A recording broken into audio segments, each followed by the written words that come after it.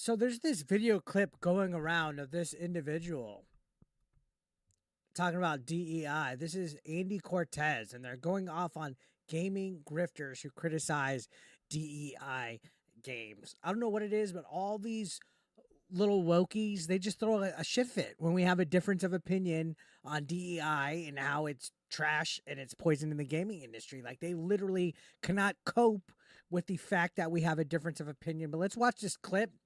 This is my first time watching it, so we're going to react to it. I've already seen a lot of people give their takes. I want to give mine. You fucking need DEI because you wouldn't have jobs if DEI didn't exist to complain about. You wouldn't be making money on YouTube if DEI didn't exist. So you're really the ones that need it.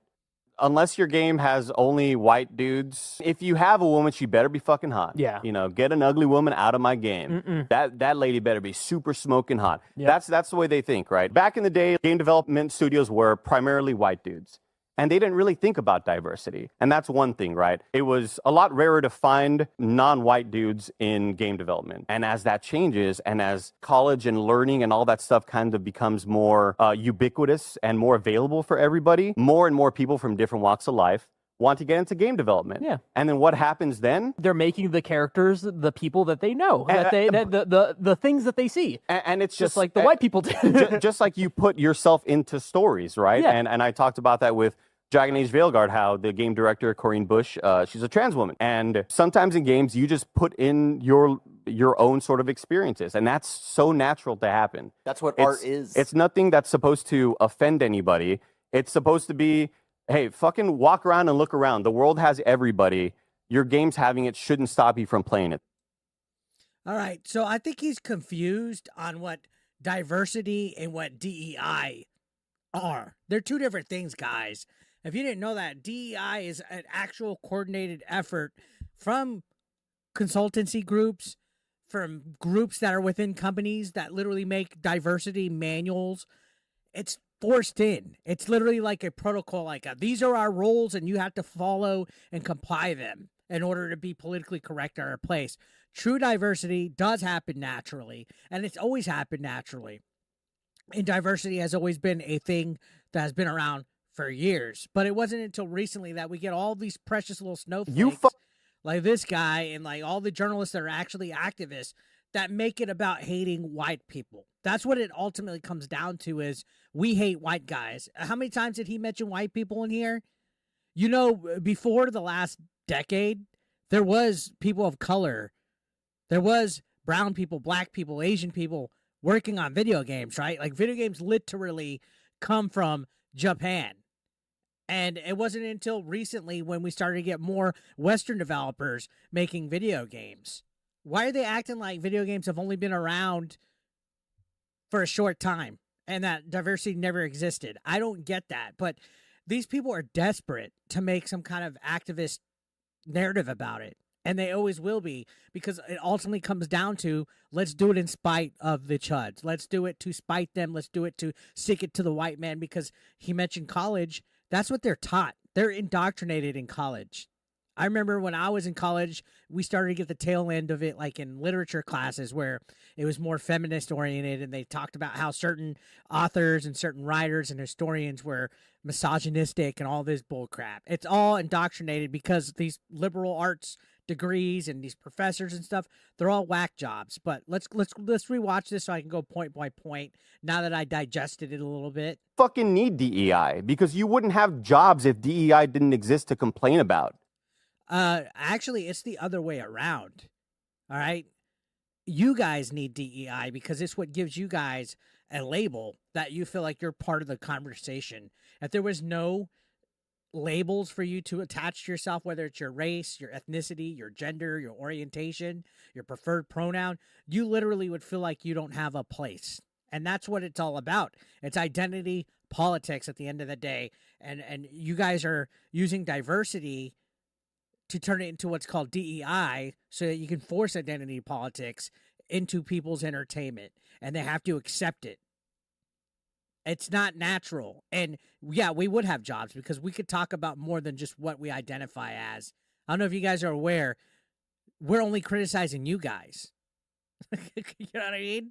And yeah, we'll take the content all day. I'll take the infinite content glitch all day, every day, because you guys make it easy to take it easy. Now let's continue.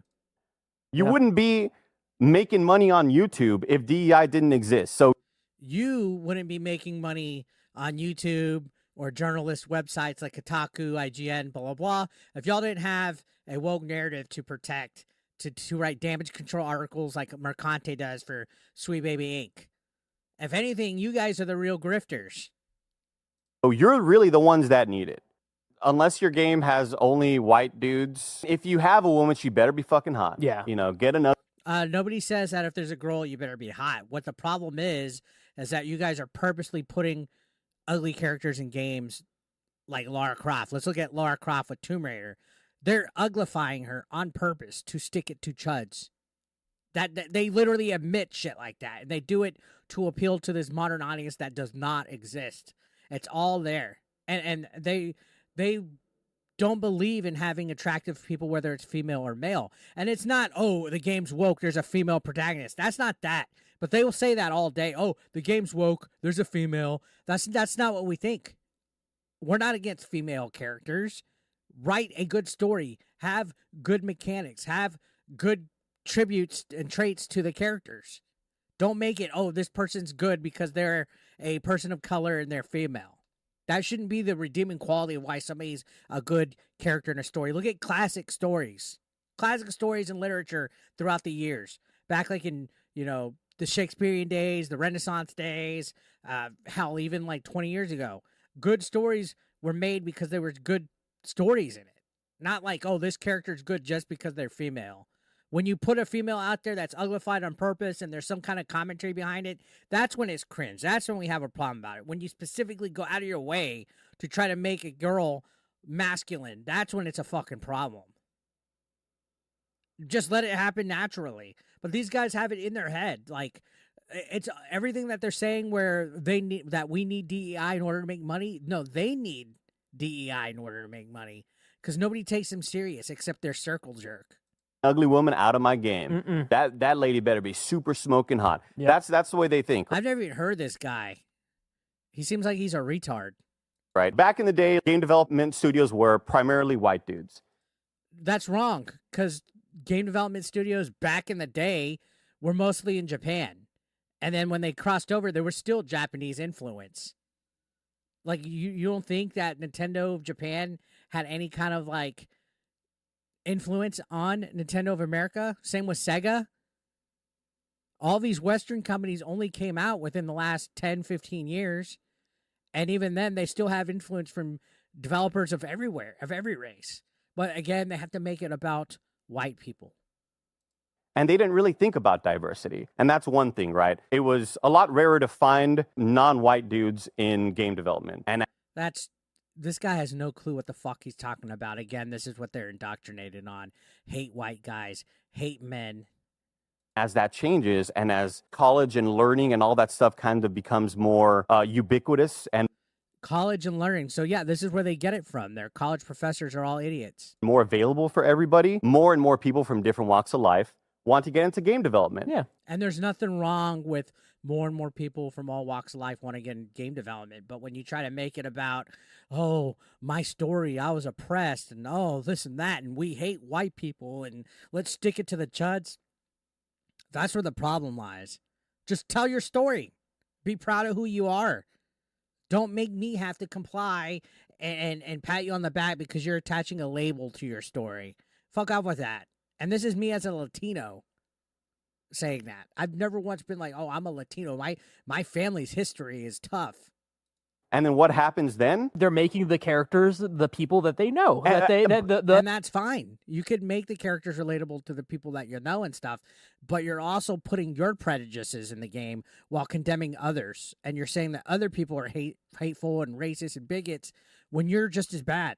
The things that they see. And it's just like the white people did. just like you put yourself into stories, right? Yeah. And I talked about that with... You know what's funny is the wokies all day will tell you, nobody cares about DEI. The casual audience doesn't care. Okay, if they don't, why are the wokies so pressed like this to defend it?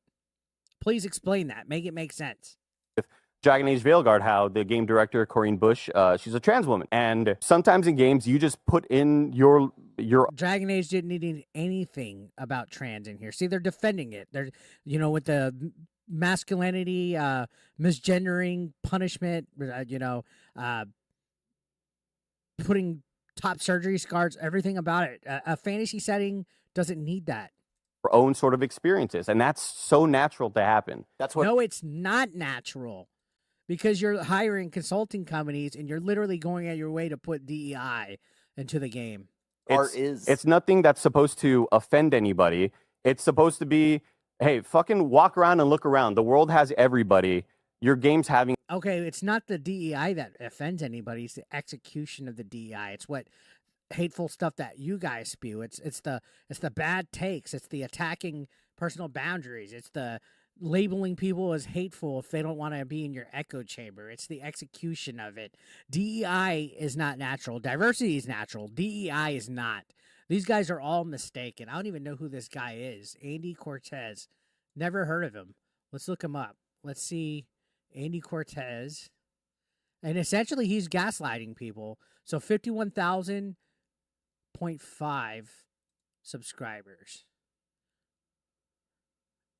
All right. So hit or miss. Doesn't seem, for any reason, anything too exciting. I'm not going to try to talk about his views. They look comparable to mine. But this take is definitely a bad take when it comes to DEI. So I don't know, man. I think you're in your own. I think you're mistaken. I think you're using the fact that you're a Latinx to play oppressed DEI helps people type of thing. I gotta agree. I gotta disagree with your takes. I gotta agree to disagree. So what do you guys think about this? Let me know your thoughts in the comment section down below. Subscribe if you're brand new. I'll see you on the next one. Thank you for watching.